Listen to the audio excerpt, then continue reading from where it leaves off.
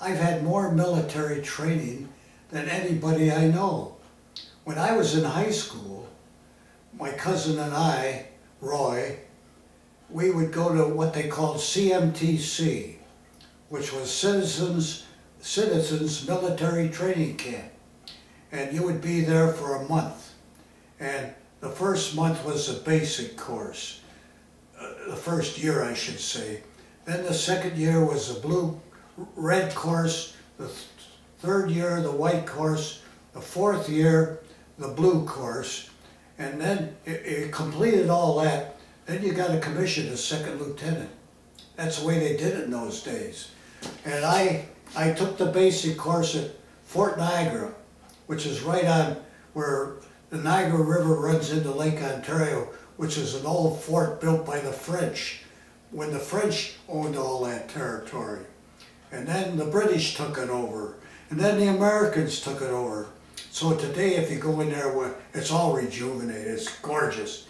They got the French flag, the British flag, and the American flag flying off this concourse area. And then across the river was Fort Henry, which belonged to the British, and you could see where they kept shooting at each other, and there were shells embedded in the walls and all over. And then they had the ramparts. They had a regular fort down below with the slots that they could shoot through. And when I was a kid, we used to wander through there because they hadn't rejuvenated anything yet the way it is today.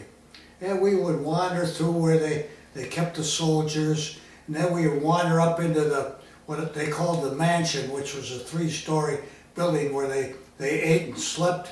And you walk into where they sleep, and they had long boarded ramps like on legs, and they'd throw straw down, and that's where the soldiers would sleep at night. Oh, it was a very quaint area. And then when I went to CMTC, we would have all kinds of activities. You know, we'd have athletics, and we'd do this and do that. And then we'd have boxing matches. But I didn't box, but I was a trainer for one boxer, and I would jog with him, and he would shadow box and punch the punching bag, and then he had his match. And I'm the guy in the corner in the ring that has to have the water and the towel and all that stuff.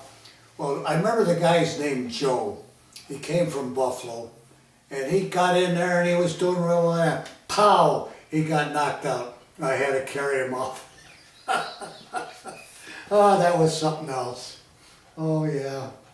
Oh, there are all kinds of incidents. Well, I had CMTC, and then along came World War II. They activated the New York National Guard. And then to replace the National Guard, they created the New York Guard. Well, I was at CMTC, I was in infantry, and the New York Guard, I was in infantry. And crike, we were always drilling and doing that at the armory. They had an armory in town, Company K. And Company K, every year we would march in a big parade at Niagara Falls called the Magna Carta Parade.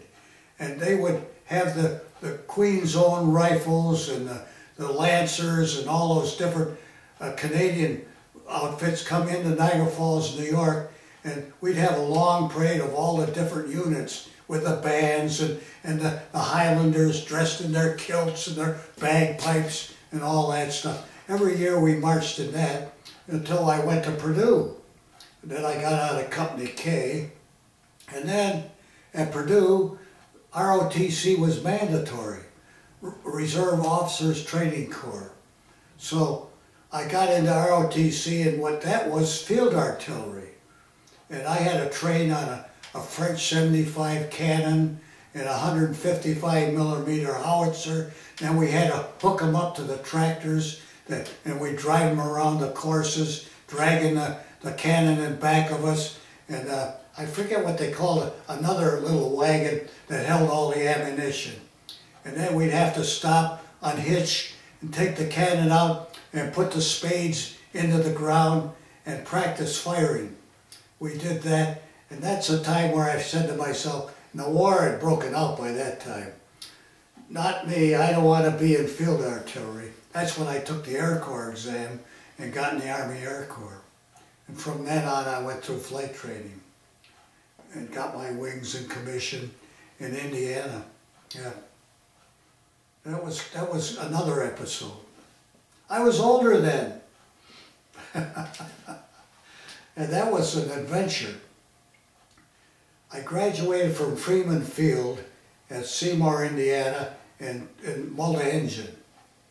And at first, they didn't have an assignment for me.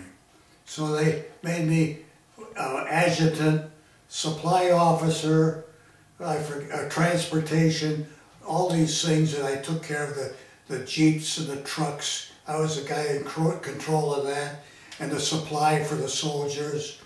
And the adjutant was the guy that gave out all the orders. And then luckily, a couple months later, I was called into activating a whole new squadron, a whole new group. And they transferred me to Syracuse, New York, where they pulled in pilots, navigators, and engineers, and everybody from different parts of the United States. And we were assigned to different squadrons. And that's where we trained together from May through September. And then they shot us overseas. Yeah.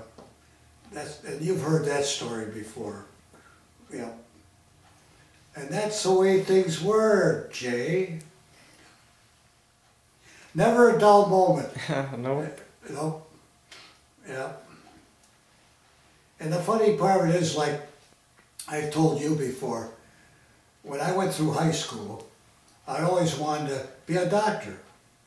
So I took 4 years of Latin, right up through Cicero through Virgil, and I did the Caesar's commentaries, and I did all those different 4 years of Latin, and I also took 2 years of German, because in those days, to be a doctor, you had to take both Latin and German, because all the pharmacopoeia, all the medical terms and everything were in German. And so, but then along came the story where I couldn't get into Cornell because it cost too much. That was a big university at Ithaca, New York, in the Finger Lake region. So that's when I went to Purdue at that point, when I took the train out to Indiana, right. And that's the way things went there, Jay. Okay, and that's the rest of my story.